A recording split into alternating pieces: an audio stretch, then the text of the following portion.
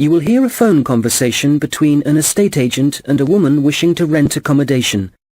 First, you have some time to look at questions 1 to 10. Fairfield Rentals, Andrew Williams. How can I help you? Oh, hello. I'm calling from the UK. My family are moving to Canada early next year, and we're hoping to find somewhere to rent in Fairfield for the first 6 months while we settle in. Right, I see. Well, let's get your details. Yes, my name's Jane Ryder. Okay, Jane. And can I have a phone number? The best number to get you on. Well, that'd probably be our home number. So, 0044 for the UK, and then it's 208 613 2978. All right. And an email address, please, so we can send you out all the information and forms. I think it's best if I give you my husband's email. He's sitting in front of a computer all day, so he can print stuff off and get it back to you sooner than I could.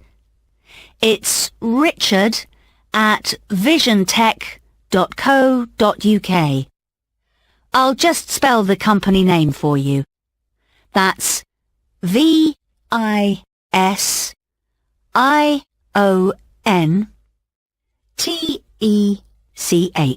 Great. And we have a question here about occupation. Richard's an IT specialist for an advertising company. They're transferring him to their Fairfield branch. Actually, just your job for now, thanks. Me? I'm a doctor at the hospital in our town. Okay, I'll put that down. Now, what kind of accommodation are you looking for? House? Apartment? An apartment, probably, as long as it has 2 bedrooms. There'll be me, my husband, and our 10-year-old son. And so with an apartment, you're less likely to get a garden. That's okay. But what about a garage? Is that something you'll want the apartment to have? Yes, that's definitely important. Okay, just a moment. I'll just make a note of that. But, before we go on, I should probably say now that what we don't need is any furniture, because we'll be shipping all that over, and I don't really want to pay for storage while we're waiting to buy a house. Not a problem. I'll make a note of that. Actually, though, just thinking about the kitchen, what can I expect from a rental property? I mean, what kind of equipment is provided? Well, the normal thing is that you get a stove. I think that's a cooker in British English. Okay, good to know. But how about a fridge? We'll be selling ours before we come, so if possible, we'd like the apartment to have one for when we arrive. I can certainly add that to the form. If there's any other whiteware that you need, like a dishwasher, for example, there are plenty of stores here that'll arrange delivery on the same day as purchase. Thanks. Hopefully we won't need to buy too many things. Now, how about location? Have you done any research into the Fairfield area? Not that much so far. Well, you mentioned you have a boy. I imagine you'd like to be fairly close to a school. Good idea. That would help. What's public transport like in Fairfield? Is it easy to get around? The bus service is pretty comprehensive. There are plenty of local routes, services into the city and out of town. Okay, and for a 2-bedroom apartment, what sort of rent should we expect to pay? Well, looking at the properties we have at the moment, prices start from around $730 per month and, depending on the area, can go up to $1,200. That's too much. Something halfway would be better. So, would your limit be, say, $950? I'd say so, yes. Can I ask if you smoke or if you have any pets? No to both questions. But I do have one more request, please. Yes? Well, I've also been offered a job at Victoria General Hospital, and I suspect I'll be working nights occasionally. So what I really need from any apartment is for it to be quiet, so I can catch up on sleep if necessary during the day. Congratulations on the job offer. I'll add your request to the form. Well, what I'll do is compile a list of suitable properties for you and send them via email. Can I just ask, how did you hear about us? Obviously not from our commercials if you're living in the UK. Actually, it was a friend of ours. He spent a few months in Fairfield a couple of years ago, and he pointed us in the direction of your website. Well, it's good to be recommended. So, what I'll do is... That is the end of section 1. You now have half a minute to check your answers. Now turn to section 2. You will hear a police officer giving advice on protection against local crime. First, you have some time to look at questions 11 to 15. Well, good afternoon. I'm Constable James MacDonald, and as you may know, I'm the community police officer for the local area. That means that, as part of my job, I try to get out in the community as much as possible, talk to the people that live in this neighbourhood, people like yourselves, and make sure there's an effective level of communication between the public and the police, hence the reason for this meeting. There have been several burglaries in the area in the last few weeks, and I'd like to talk about ways you can keep your home and property safe. So I'd suggest that a good way to start is by talking to your neighbours and exchanging contact details with them. This will allow you to get in touch immediately if there's anything suspicious happening next door. Then make sure you have a good discussion about the best course of action to take in case of emergency. Make sure everyone is clear about what to do and who to call. If you plan ahead, this will prevent uncertainty and even panic should anything happen later. Another thing that I would advise you to do is always leave your radio playing, even when you go out. And if you keep your curtains closed, burglars are less likely to try and break in because they can't be sure whether someone's home or not. Now, none of us want to be in the situation where we can't get into our own home, but do take time to think where the best and safest place is to leave your spare keys. Putting them under the doormat or anywhere near the front door is just asking for trouble. You'd be surprised how many people actually do this, and it makes life really easy for burglars. All these things will help keep your community safe and will cost you nothing. However, if you are going to spend some money, what I'd recommend more than anything else is that you invest in some well-made window locks for your house. This will give you peace of mind. Before you hear the rest of the conversation, you will have some time to look at the questions 16 to 20. Now listen and answer questions 16 to 20. Okay, moving on. Unfortunately, there's been an increase in the number of minor crimes and antisocial behaviour in the general area, and I want to talk about some specific prevention measures that are being proposed. First of all, the skate park. As you probably know, it's well used by younger people in our community, but unfortunately we're getting more and more reports of broken glass, making it especially dangerous for younger children. One possible solution here is to get rid of some of the trees and bushes around the park, making it more visible to passers-by and vehicles. If the vandals know they're being watched, this might act as a deterrent. As you will have heard, a couple of local primary schools have also been vandalised recently, despite the presence of security guards. The schools don't have the funds for video surveillance, so we need people in the neighbourhood to call their nearest police station and report any suspicious activity immediately. Please don't hesitate to do this. I expect most of you are familiar with the problems facing Abbotsford Street. It seems that no amount of warning signs or speed cameras will slow speeding drivers down.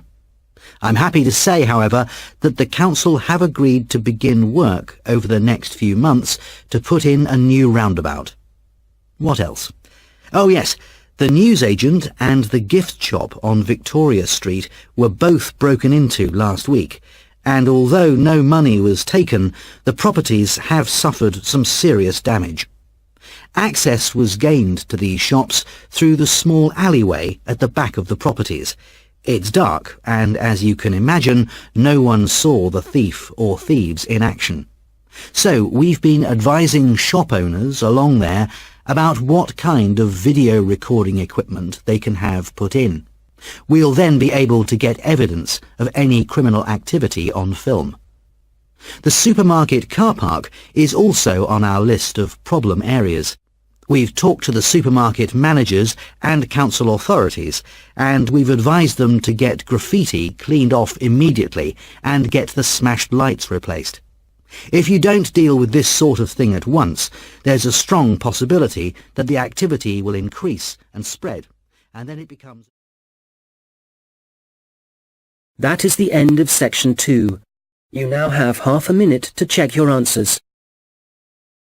You will hear two students discussing their assignments. First, you have some time to look at questions 21 to 26. Hi Mike, how's it going? Actually, I was up last night with an assignment, so yeah, I'm tired, but I guess we'd better sort this presentation out. Well, we've done enough background reading, but I think we need to organise exactly what we're going to say about biofuels during the presentation, and the order. I thought we could start by asking our audience what car engines were first designed to run on. Fossil fuels or biofuels? Nice idea. Yes, when most people think about cars and fuel, they think about all the carbon dioxide that's produced, but they don't realise that that wasn't always the case. You're probably right. The earliest car engines ran on fuel made from corn and peanut oil, didn't they? Yes. The manufacturers used the corn and peanut oil and turned them into a kind of very pure alcohol. You mean ethanol? Yes. In fact, most biofuels are still based on ethanol. Actually, I've got some notes here about the process of turning plant matter into ethanol, the chemical reactions and the fermentation stages, and... It's interesting. The other students would appreciate it. But different biofuels use different processes, and if we give a general description, there's a risk we'll get it wrong, and then the tutor might mark us down. I'd rather we focus on the environmental issues. Fair enough. So, the main plants that are used for biofuel production now are sugarcane, corn... and canola. Of all of them, canola is probably the least harmful because machines that use it don't produce as much carbon monoxide. Sugarcane seems to be controversial. It doesn't require as much fertilizer as corn does to grow, but when they burn the sugarcane fields, that releases loads of greenhouse gases. Yes, but some critics have suggested that the production of corn ethanol uses up more fossil fuel energy than the biofuel energy it eventually produces. For that reason, I'd say it was more harmful to the environment. I see what you mean. You're probably right. It's interesting how everyone saw the biofuel industry as the answer to our energy problems, but in some ways, biofuels have created new problems. Well, in the USA, I wouldn't say that farmers are having problems. The biofuel industry for them has turned out to be really profitable. I think, though, that even in the USA, ethanol is still only used as an additive to gasoline or petrol. The problem is that it still has to be transported by trucks or rail because they haven't built any pipelines to move it. Once they do, it'll be cheaper, and the industry might move forward. That'll have to happen one day. At least the government are in favour of biofuel development. Yes, but Brazil's probably in the lead as far as biofuels are concerned. They've got to the point where they don't need to import any oil now. Which is great. And the industry in Brazil employs a huge number of people. But is it sustainable? I mean, as the population grows and there are more vehicles on the roads and there's more machinery, surely they can't depend so much on sugarcane. At some point there has to be a limit on how much land can be used for sugarcane production. Certainly if you want to preserve natural habitats and native wildlife. I think that whatever problems Brazil's facing now, the same will be true for any country. You have to weigh up the pros and cons. Well, we probably won't see an increase in biofuel use.